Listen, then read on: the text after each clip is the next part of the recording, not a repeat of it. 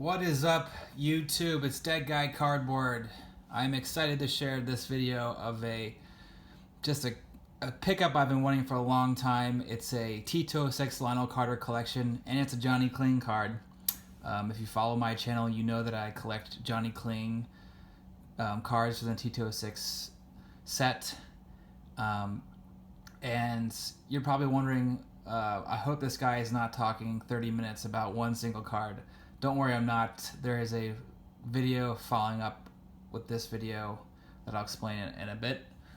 But just a quick background of who Lionel Carter is. Lionel Carter was really a pioneer of the hobby.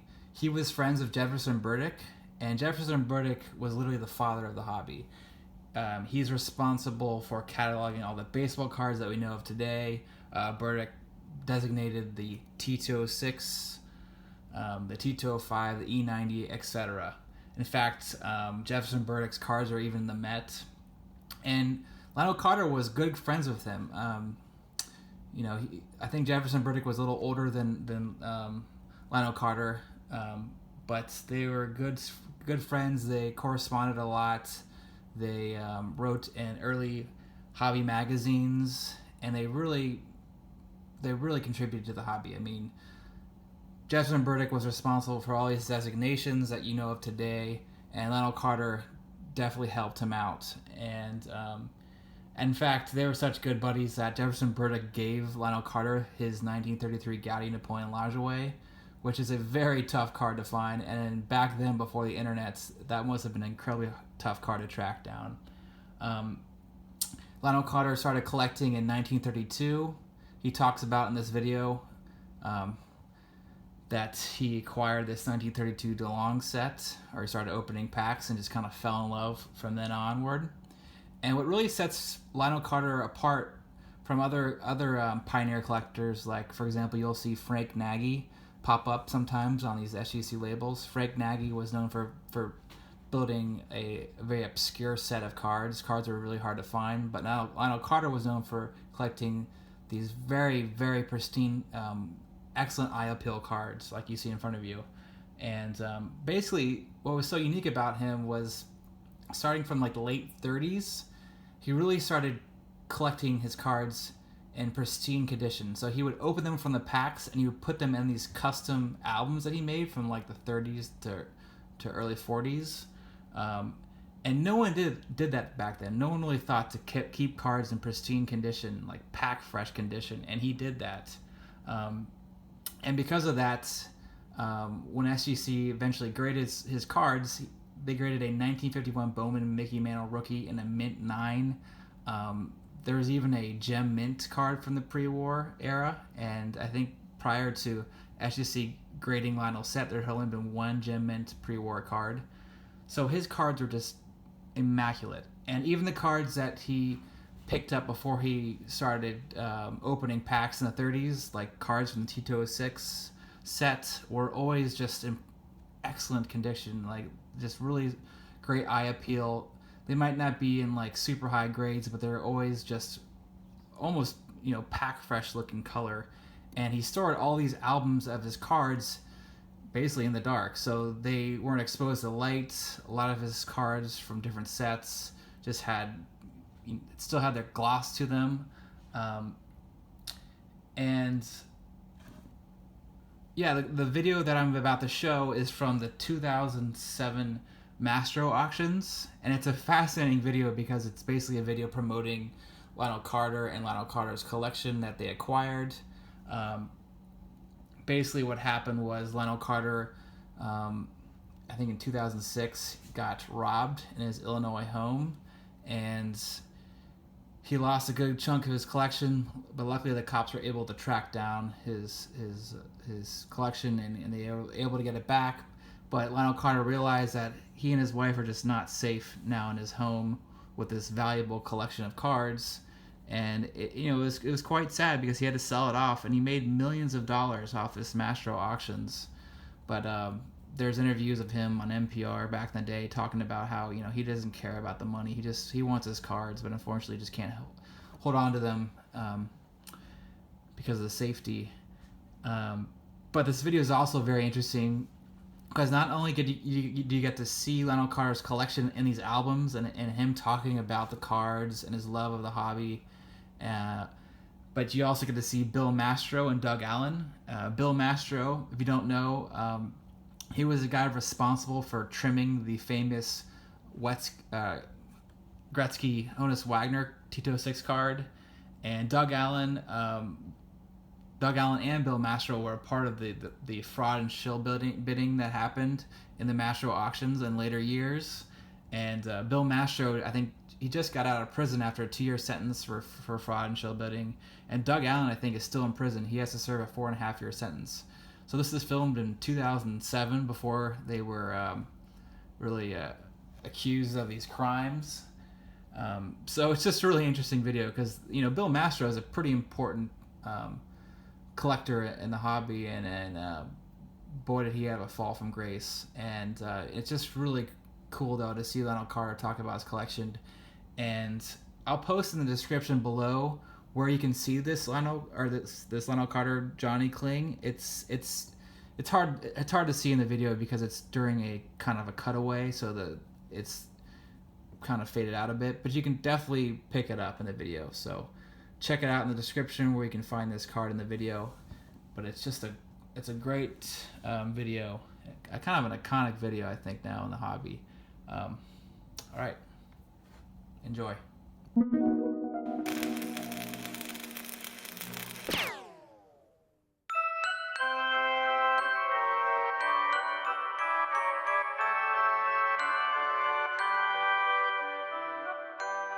Mr. Lionel Carter was a World War II hero, a hobby pioneer, and continues to this day to be a true gentleman in every sense of the word. From the time he walked into a drugstore and bought his first pack of DeLong gum cards in 1933, to the day he stopped actively collecting a half-century later, he contributed positively to the great hobby of ours through the articles he wrote, the collection he assembled, and the gentlemanly manner in which he always conducted himself. In this video, we are pleased to introduce to you this hobby pioneer and give you a glimpse of the incredible collection he amassed.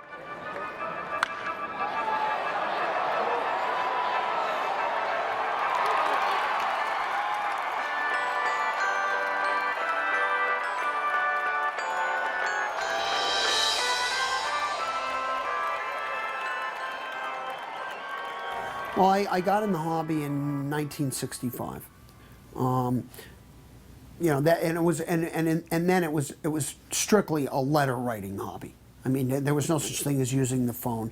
The trade papers, so to speak, okay, were nothing like the sophisticated magazines that we get today. They were mostly mimeographed, hand mimeographed, printed in people's basements, and all these sort of archaic trade papers. The Sports Trader, they had articles in them. And they would be written by hobbyists. And so Lionel was very well known for writing articles. He'd write articles about certain sets. He'd write articles about trends. He'd write articles about the hobby in general. And he was very well known in those trade papers, at least to me as a young collector. And a lot of these guys, they contributed in that sort of a way, and that's how we got to know them. I remember sometime in the 70s, I acquired some batter-ups, and Lionel collected batter-ups right out of the packs. He needed one card, okay? He needed one card to complete his set. And I had that card, but it didn't have the top on it. Batter-ups are die cut. And I thought, oh, you know, hey, anybody would want a card to fill their set, so I sent it to him. I remember writing to him. At the time I was living in New Jersey, and I wrote to him, and I put the batter up in an envelope, and I said, Lionel, I want to be the guy to say I completed your batter up set. Here, I don't want anything for it. It'll be a nice filler until you get one with a top. He sent it back to me. I mean, crushing blow to a young collector. He didn't want it. Why? Because it wasn't in condition, and as long as it wasn't in condition, he just didn't want it in his cards. It was as though my little card didn't belong in there with his cards. And I always remembered that. And then when I moved to Chicago, I moved out here in 1975, I wanted to go see this guy's card collection. As we were going through Lionel Carter's cards and you know, inventorying them and putting them away and getting ready to take them away, I pulled out an article, and I still have the article on my desk. I think I'll keep a copy and hang it on the wall. But the article was done in 1956, and it talks about the fact that a Chicago bank officer or bank executive amasses a sports card collection valued at $1,000. And I just looked at that and I thought, back in 1956, and they had showed Lionel, you know, holding up his DeLong set because he was the first one to assemble that, and it just, I mean, it just struck me. I know people talk about the fact that, you know, in the 60s and 70s you could buy T206s for 15 and 20 cents, and if you wanted to pick your own player you could pay 25 cents. But when I saw that and realized what this man had assembled, and that it was worth $1,000 back then, and realized, you know, that you were going to add, you know, at least 3 zeros to that number, it just floored me at what this material is worth today. It was kind of funny when Doug showed me the article written about Lionel Carter, I guess it was 50 years ago, talking about his collection being worth $1,000. And, you know, you sit back and think about how far the hobby's come from when Lionel first assembled that 32 DeLong set to now, where you know, $1,000 in 1956, I believe it was, seemed like, you know, a multi-million-dollar deal now, and here you are, a collection that's worth, you know, God knows how much money, in the millions.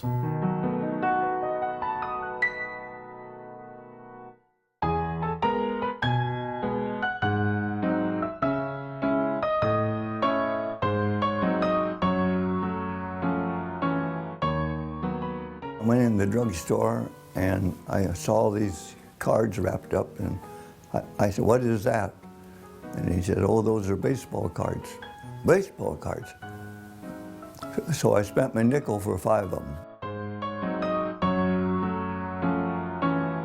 He took me over to his apartment, which was across the street from the bank, and he showed me his cards. Some of them, he opened them up, and I looked at them, and he said, "This is my hobby, and I intend to continue with the hobby after we're married." And I said, "Okay, who cares?"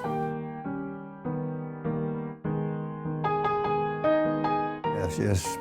Most of them were on mimeograph, and maybe 8 pages, maybe 10 pages, and they weren't a full-size sheet because they would cut the page in half. When we got married, we got an apartment.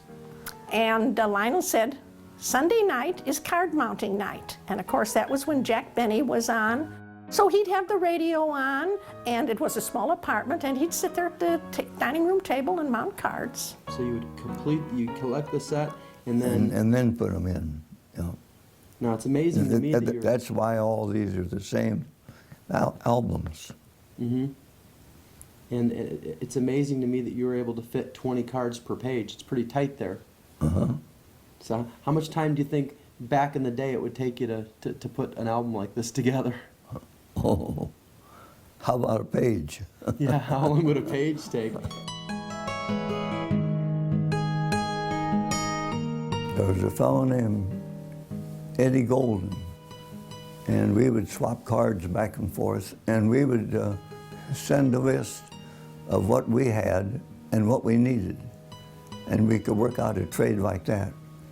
He'd send me cards almost every week.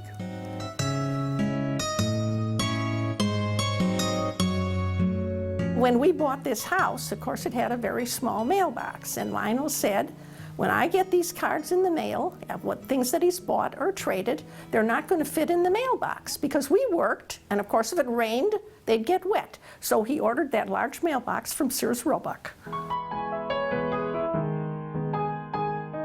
Either poor or fair or excellent, but I don't think we even played that up too much. If you didn't have the card, you won it regardless of the condition. the small shows that we used to have. And there were, 50 people a lot of times there. And I always sold cards. And usually I sold the big cards for 2 cents, and I still made money on it. So these are all your duplicates and triplicates probably. Yeah, right. And what was your pricing strategy back then? Well, I just priced them what I thought I could sell them for. That's about the only answer I could give you. And so these must have been priced too high because you never sold them, right? Yeah, right. Whereas today Well, the I don't prices know. probably look a little more reasonable. I might have priced these after I stopped going to shows. They would bring cards in and give them to the auctioneer, and they would auction off different sets. And this time Bill Mastro come in, and he said he outbid everybody else for the card. And then he went out and had a set of cards, and he came back with more money, and he bought that set too. And the next set, and the next thing that was auctioned off, he bought that. So nobody else got anything. He bought the whole auction.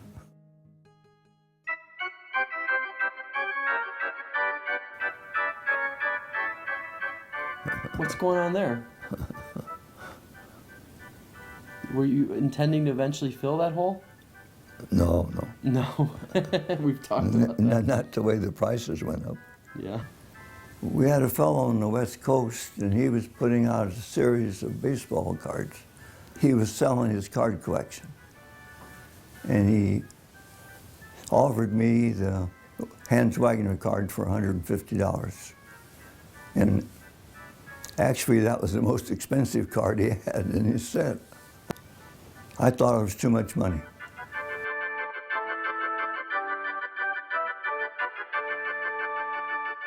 What came first? Did you start assembling the album or did you put the set together first? I put them in the album. No, I wouldn't do that because I didn't know who was even in the set complete. There wasn't any list anywhere, you know. So you would collect the set and then... And then put them in.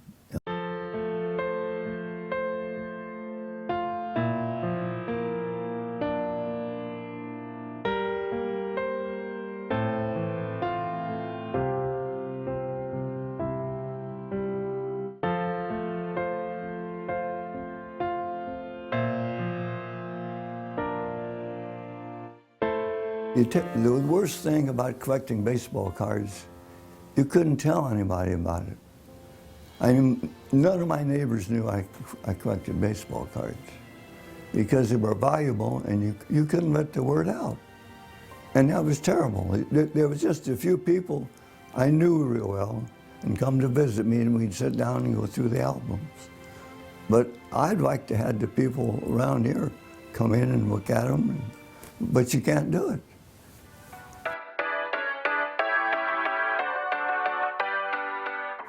I think because of you. When my cards were missing, I had no idea of what they were or anything else. I hadn't looked in that drawer down here, 3 drawers, for years. And if they come around with the insurance people, or even the police want to know how much it is, how much they're worth, and you did that for me. And I don't know what I'd done without you because I'd have been stuck with it. I would say, gee, I don't know what they're worth and I don't know what they are.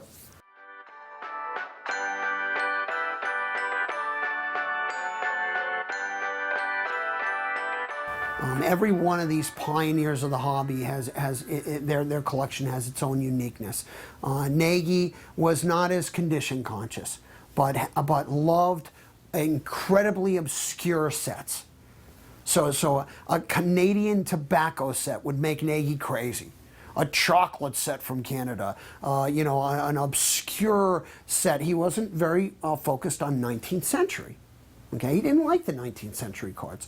Egan, on the other hand, loved 19th century cards. So Egan had a lot of old judges and a lot of these obscure 19th century issues. Carter, on the other hand, was a guy who really appreciated the fact that he could take the cards out of the packs himself. Okay? There's a uniqueness there. But since he started doing it in 1933, what an incredible thing. Here's a collection assembled by the man who took them out of the packs himself. Each one of these men had his own unique way of collecting, and they were all unique personalities. As I was paging through various sets of cards that Lionel had, I was going through the 1933 Gowdy set, and I realized that Lionel knew a lot of the hobby pioneers. And as I was going through it, I got next to the page that would hold the Lajoie card, because he meticulously numbered the top left and the bottom right of each page with what card numbers they were. And I'm like, okay, I'm going to turn the page. Is it there? And he looked down. He said, oh, card number 106, it sure is. I said, tell me the story before I turn the page. He said, well, you know, I wasn't much of a letter writer back then, and he was a prolific writer back then, but I don't think he was very controversial. And he said what Burdick was. And he says, Burdick really raised a big stink with Gowdy about the fact that the Lajoie card wasn't included. He said, and he got 10 copies of it, so he sent me one. And I turned the page, and there it is, a pristine, untouched 1933 Lajoie card. So I don't know if every card in those albums has a story, but I'm sure a lot of them do. To talk to him about the people he met, people I had only read about in the papers, people that I had heard about. Jefferson Burdick, I mean, he knew Jefferson Burdick. He corresponded with Jefferson Burdick. Jefferson Burdick was, you know, was long gone by the time I got in the hobby, but his collection's in the New York Metropolitan Museum of Art in New York. I mean, this collection, this phenomenal collection, and Lionel Carter was his friend. He knew him, okay, and he knew all these pioneers of the hobby, and I got to know a lot of them too, as time went on. But I was the young kid, and he was the old scholarly gentleman.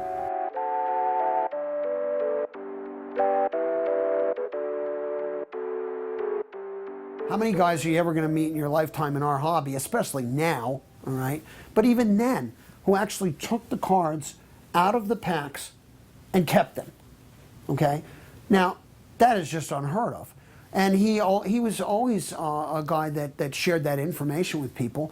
And because he loved baseball cards from the time he was very young and saved them all his life and never stopped saving them, most of the material, at least as he got a little bit older and a little more sophisticated and a little more careful, is in impeccable condition. Now in 1933, when he took the longs out of the packs or Gowdies, they aren't quite as perfect as when he was a little bit older and a little more careful with the stuff. But his material from the stuff that he bought from the late 30s all the way up through the Topps and Bowman is, he's essentially the only person that ever touched it other than the packing at the plant.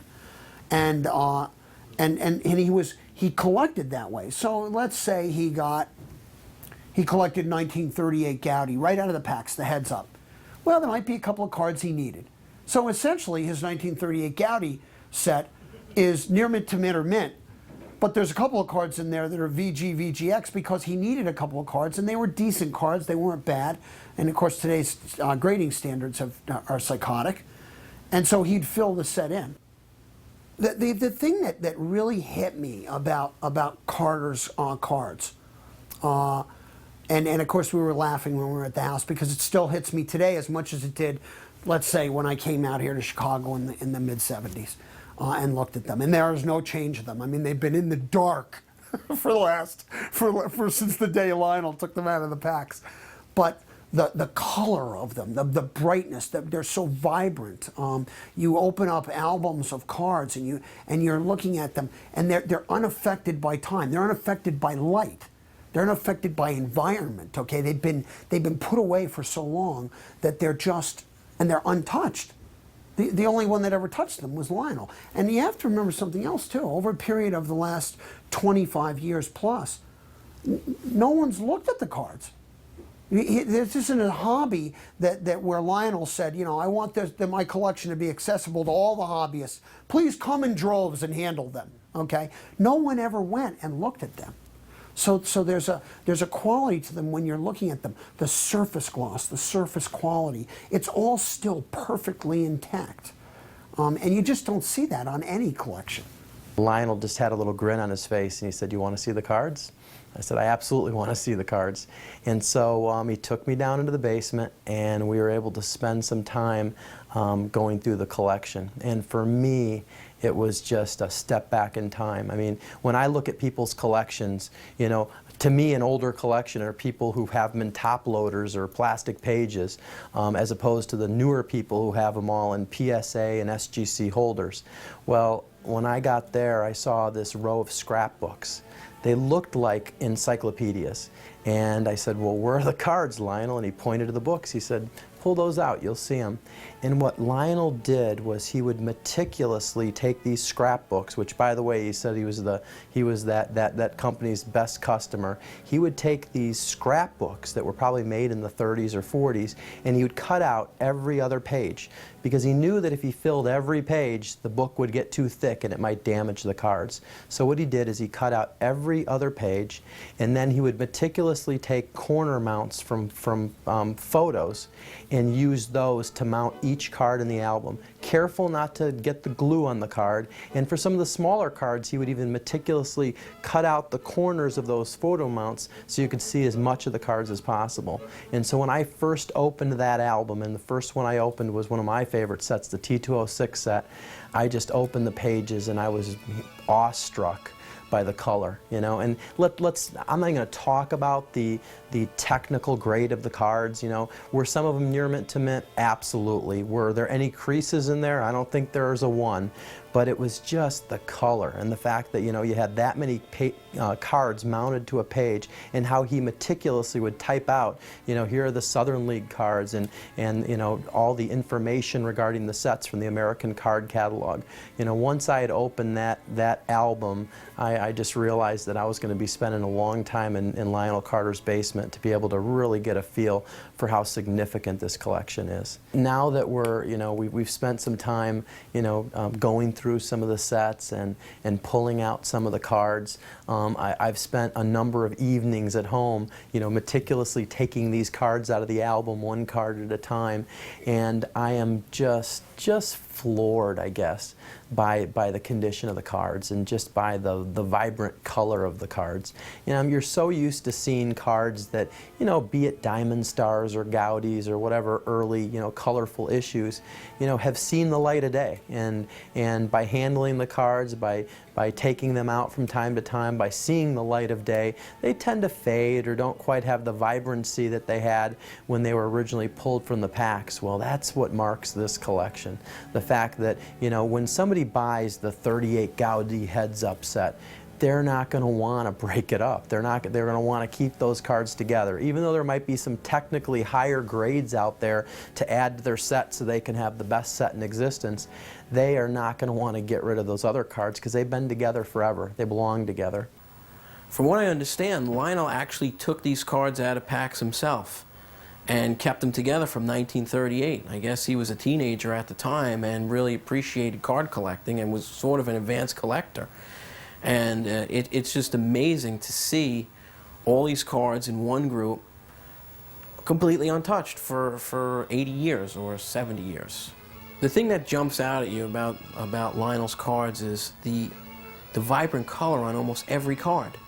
And it's just from 38 Gaudi to 51 Bowman to 55 Topps, the cards just have this unbelievable fresh look to them, where the colors are just like the cards were printed yesterday. And unfortunately, one of the things about the way our grading scale and any grading company's grading scale is set up is that you really don't get bonus points for great color on cards. And you know, I just hope the people that buy these cards realize how special they are. The difference between Lionel Carter's collection and Egan's collection or Frank Nagy's collection is that where those guys were focused on completion and rarity, Lionel was focused on condition.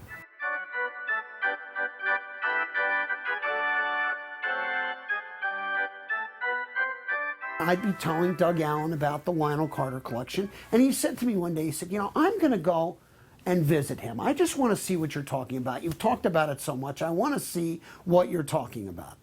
And the next thing you know, Doug Allen's going to Evanston. He's visiting with the Carters. he's going to meet with them.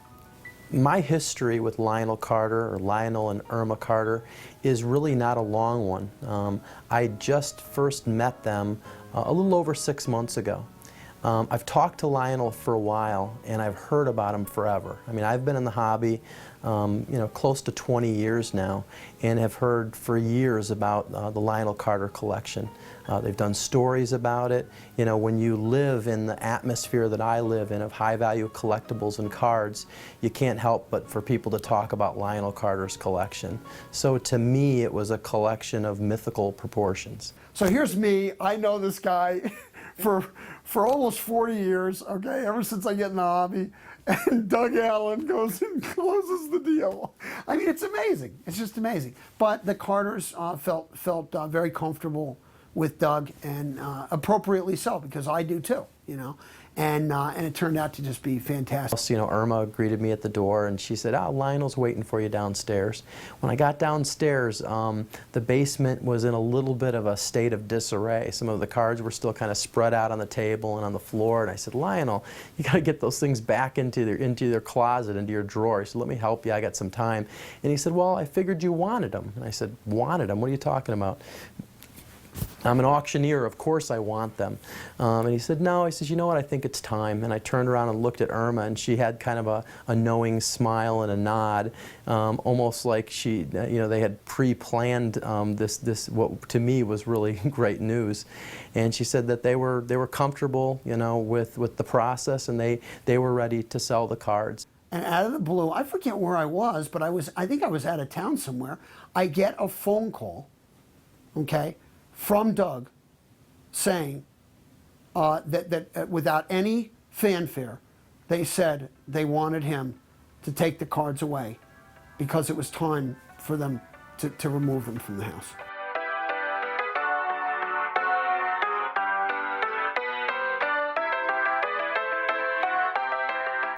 When Doug and I spoke about this collection, we realized that it was absolutely essential that we pedigreed it, because Lionel is considered one of the hobby pioneers, and really the pioneer when it comes to high-grade material.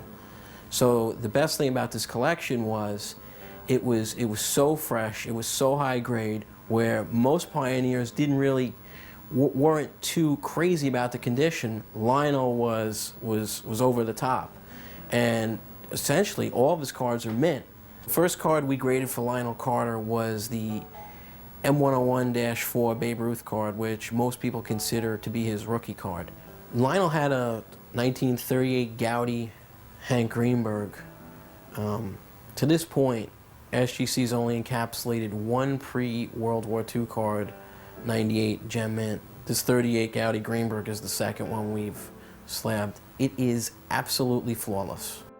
My favorite card in the deal was the 51 Mantle. It was, without a doubt, the best one I've ever seen. And to this point, I've owned the highest graded copy. This card is just phenomenal. I mean, the color, stunning, perfect corners, perfect centering, just a virtually gem mint card.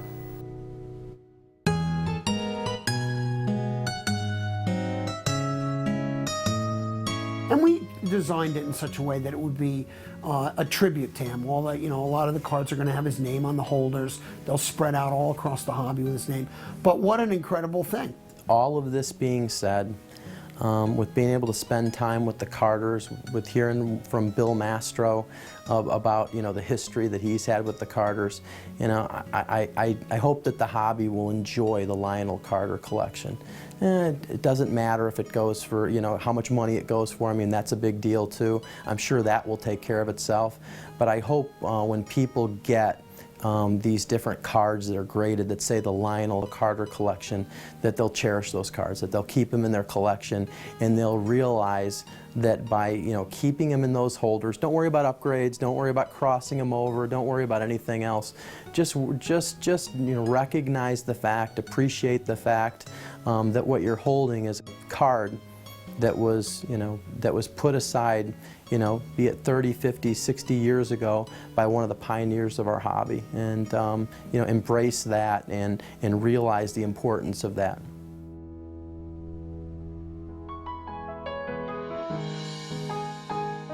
I would have liked to have seen one collector get the entire set and keep it that way.